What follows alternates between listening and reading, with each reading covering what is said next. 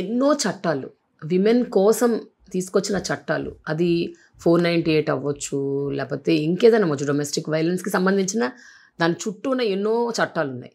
అది కాకుండా ఇప్పుడు పాక్సో, ఈ చట్టాలన్నీ తీసుకురావటం అయితే జరుగుతుంది. బట్ చాలా సందర్భాల్లో సమాజంలో ఈవెన్ మీడియాలో జనాలు చెప్పేది ఏమిటి అంటే ఈ చట్టాలన్నీ దుర్వినియోగం అవుతున్నాయి, తీసుకురావడం అయితే మంచి ఉద్దేశంతో తెచ్చారు బట్ దుర్వినియోగం అవుతున్నాయి. అండ్ ఎస్పెషల్లీ పాక్సో యాక్ట్, ఈ మధ్య కోర్ట్ అని ఒక సినిమా వచ్చింది, మీరు చూసారో లేదో. కోర్టు సినిమా ద్వారా ఈ సందేశాన్ని చాలా గట్టిగా వినిపించాడు డైరెక్టర్. అంటే పాక్సో యాక్ట్ దుర్వినియోగం అవుతుంది. ఒక 100 కేసులు ఫైల్ అవుతే కనీసం 80% ఆర్ ఫాల్స్ కేసెస్ అని. మీరేమంటారు దీని గురించి, మీ ఒపీనియన్ ఏంటి? నా ఉద్దేశంలో అండి, మనము ఒకటి ఫాల్స్ కేసు అని అన్నాము అంటే ఆ పాపకి అన్యాయం చేసినట్టే. అసలు అది రొమాంటిక్ రిలేషన్షిప్ అవనండి, లవ్ అఫైర్ అవనండి, ఈ పాప మైనర్ అయితే, ఒకవేళ అబ్బాయి మేజర్ అయితే డెఫినెట్గా ఏదో ఒక విధంగా కొంతైనా అట్రాక్షన్ ఉన్నా కానీ నష్టపోయేది ఎవరండి? అమ్మాయే కదా. ఎక్కడైనా కానీ నష్టపోయేది చివరికి అమ్మాయే. అది మనం ఆలోచించాలి, నా ఉద్దేశం అది. అందుకనే కోర్టు దాంట్లో కూడా చాలా వరకు చూపించినా కానీ it's a child rights violation. ఈ బిలో 18 పాపని ఏది చేసినా అయితే UNCRC ప్రకారం చైల్డ్ రైట్స్ ఉన్నాయి, ఇట్స్ ఎ వైలేషన్. పాక్సో చాలా మంచి యాక్ట్ అండి. మనం వేరే కంట్రీస్లో కూడా ఇలా లేదు, సెపరేట్ యాక్ట్ లేదు అన్ని చోట్ల. ఇప్పుడు ఫర్ ఎగ్జాంపుల్ UK 21లో వచ్చింది, వాళ్ళకి అన్ని కలిపారు దాంట్లో, డొమెస్టిక్ వైలెన్స్, రేపు అన్నీ కలిపారు. అలానే మీరు ఎనీ యూరోపియన్ కంట్రీ తీసుకోండి, అక్కడ సెపరేట్ లా ఉండదు, అన్నీ కలుపుతారు. చైల్డ్ రిలేటెడ్ లా అంతా ఒకటే, అలా కలిపారు.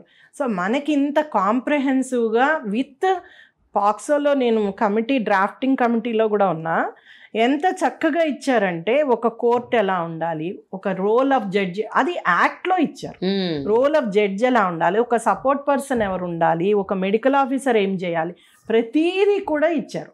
అంత చక్కటి యాక్ట్ చాలా వరకు చాలామంది పిల్లలకి, నిజంగా అలాంటివి జరిగిన పిల్లలకి చాలా రిలీఫ్ ఇచ్చిందని చెప్పచ్చు. ఎందుకంటే దాంట్లోనే కాంపెన్సేషన్, దాంట్లోనే విక్టిమ్ సెంట్రిక్, విక్టిమ్ సపోర్ట్, ఆ విక్టిమ్ ఫోకస్ అనేది యాక్ట్ అంతా చెప్తుంది, రూల్స్ చెప్తాయి.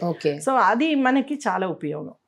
అందువలన ఇప్పుడు 498 రాగానే ఇంకేముంది, ప్రతి ఒక్కళ్ళు అరెస్ట్ అయిపోతున్నారు, ఫాల్స్ కేసెస్ అయిపోతున్నాయి అనేసి ఆ యాక్ట్నే నిర్వీర్యం చేసాం. ఇప్పుడు పాక్సోని కూడా అదే చేయబోతున్నారు, అదే బాధ నాకు.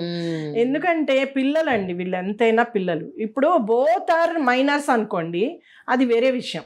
వాళ్ళు నిజంగానే ఇన్ఫాచ్యుయేషను, నిజంగానే ఏదో డేటింగ్ చేద్దాం ఏదో అది వస్తుంది. But when that person, other person is an adult, అది కూడా ఒక ఏజ్ డిఫరెన్స్ 10 years 6 years ఉంటే డెఫినెట్గా వాళ్ళదే ఎక్కువ పవర్ ఉంటుంది కదండి, వాళ్ళదే సేవ్ ఉంటుంది. దానివలన వీళ్ళు నమ్మి నష్టపోతున్న అమ్మాయిలు చాలా ఎక్కువగా ఉన్నారు. అది నేను అనేది. అలాంటప్పుడు ఖచ్చితంగా వేయాలి. ఇనీషియల్గా జ్యుడిషియరీ వేసేది కాదు, అవన్నీ ఎలోప్మెంట్ కేసులు అండి పక్కకు పెట్టేవాళ్ళు. మేము భరోసా కోర్ట్స్ వచ్చాక లేదండి దీంట్లో ఇంత జరిగింది, సో ఆ గ్రూమింగ్ని కూడా కేసులో పెట్టడం అనేది నేర్పించాం. సపోజ్ మొబైల్ ఇచ్చాడు, సో దట్ వాడు ఏం మెసేజెస్ పంపాడు, రెగ్యులర్గా ఈ అమ్మాయిని ఏం చెప్పాడు, ఇలాంటివన్నీ అన్నమాట. అవన్నీ కూడా పాయింట్స్ దాంట్లో తీసుకొచ్చి శిక్షలు పడడం మొదలుపెట్టారు. ఈ మధ్యనే ఒక 20 years వేశారు, అతనికి 26 years, ఈ అమ్మాయికి 14 years. డెఫినెట్గా ఇవ్వాలండి అలాంటి చోట శిక్షలు వేయకపోతే. ఎందుకంటే వాడి పెళ్ళయింది, పిల్లలు ఉన్నారు, నువ్వు ఇలాంటి కన్నెపిల్లల్ని నాశనం చేయడం, వాళ్ళ జీవితాలే నాశనం చేయడం, తల్లిదండ్రులకి ఎగనిస్ట్గా పాయిజన్ చేయడం, తల్లిదండ్రులు చెప్పే విషయాలన్నీ తప్పని పాయిజన్ చేయడం, ఇవన్నీ కూడా వాళ్ళకి ఏంటో వాళ్ళ ఫోటో పెట్టి ఒక కేక్ తెచ్చి బర్త్డే చేస్తే చాలా పిల్లలకి.